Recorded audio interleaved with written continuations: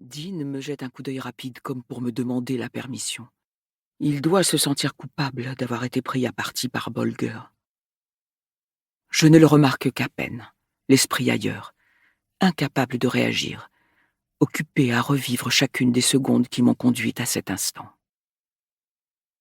Ma journée avait pourtant bien commencé, sans aucun signe avant-coureur.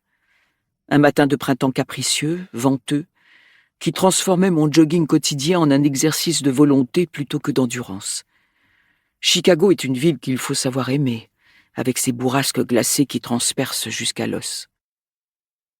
Ces dernières semaines, j'avais pris l'habitude de parcourir une boucle de 5 kilomètres dans Lincoln Park, en scrutant ormes et aulnes, dans l'espoir sans cesse plus vif d'y déceler un premier bourgeon, même timide. J'étais fin prête à accueillir le printemps, sa douceur et ses jardins fleuris. Rien d'autre ne m'occupait l'esprit. À 6h30 du matin, ce jeudi semblait encore parfaitement ordinaire. Si j'avais su. Vers 7h30, je me suis garé sur le parking des employés de l'hôpital, à la place qui m'est réservée. La veille au soir, chez moi, dans le confort de mon bureau, j'avais passé en revue les détails de la procédure qui m'attendait aujourd'hui, une autre de mes petites routines. Mon patient, Caleb Donaghy, 59 ans, souffrait d'un anévrisme de l'aorte ascendante. L'opération débuterait à 10h pile. Je l'avais déjà rencontré 2 fois, la première en consultation. Son cardiologue nous l'avait adressé en vue d'une intervention. Cette entrevue m'était restée en mémoire. Le patient avait peur, ce qui était bien compréhensible, et mes paroles ne faisaient que l'effrayer davantage. Il gardait les bras fermement croisés sur la poitrine, comme pour protéger son cœur face à mon scalpel. Sa barbe était mal entretenue, striée de jaune, grisonnante comme ses cheveux, du moins pour ce que je pouvais en voir sous la casquette qu'il avait refusé d'enlever. Je ne l'y avais pas forcé.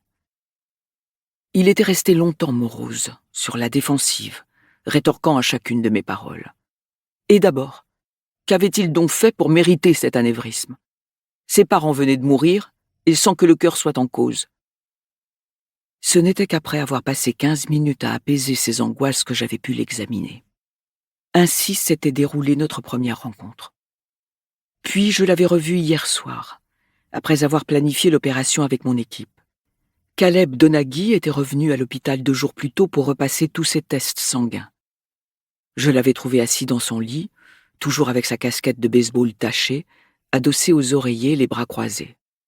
Télé éteinte, pas de magazine à portée de main, le téléphone posé à plat. Une légère odeur de tabac froid et de sueur alcoolisée avait imprégné la pièce. Seul, démoralisé, il ruminait ses idées noires et sa colère.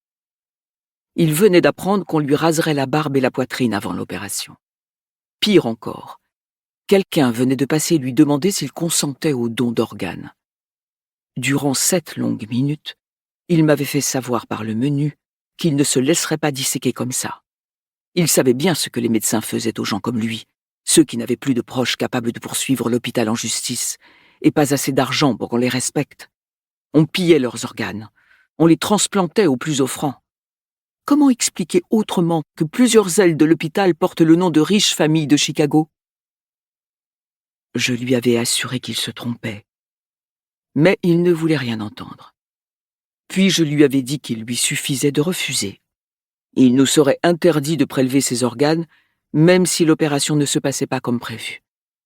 Euphémisme de chirurgie pour parler d'un décès sur la table d'opération. Voilà qu'il avait aussitôt fait taire. Mais tout cela, c'était hier. Lorsque je suis arrivé dans mon bureau ce matin, Madison m'a tendu une tasse de café. C'est la meilleure infirmière de bloc que je connaisse, et c'est aussi mon assistante. En plus de Madison, mon équipe compte mon autre infirmier attitré, Lee Shen, bourré de talent, Tim Crossley, le perfusionniste, aux commandes du dispositif de circulation extracorporelle que nous appelons plus simplement la pompe, et Francis Dean, le médecin chargé de l'échographie cardiaque. Puis on m'attribue un anesthésiste. Aujourd'hui, j'ai joué de malchance avec l'agaçant Dr Bolger. Il a vraiment quelque chose de rebutant, peut-être bien sa misogynie affichée. La rumeur veut qu'il... Pour continuer à écouter ce livre audio gratuitement, cliquez sur le lien dans la description et vous pourrez l'écouter en entier sans frais grâce à l'essai de 30 jours d'Audible.